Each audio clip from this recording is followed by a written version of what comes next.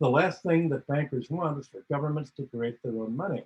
Because if governments can create their own money, like I wanted Canada to do, instead of borrowing from Switzerland and Germany, then people won't have to borrow from the banks. And the banks want the governments to balance their budget, not to create their own money, but to essentially, instead of modern monetary theory, instead of just running a deficit by printing the money, they borrow the money at interest from the banks and the financial class.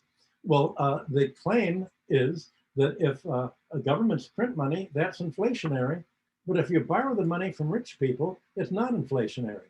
Well, this is the same argument that I've come across in Canada, and it's wrong because if the government spends more money, it's equally inflationary or non-inflationary. Whether it's rich people say, here's all my money and I'm lending it to you, or I'm a banker and I'm creating it on a balance sheet and I'm lending it to you, or if the government just prints the money, it's all the same. It doesn't matter where the money comes from, but the pretense by the monetarists is that that governments cannot essentially create their own money. That government debt is bad, only private debt is good.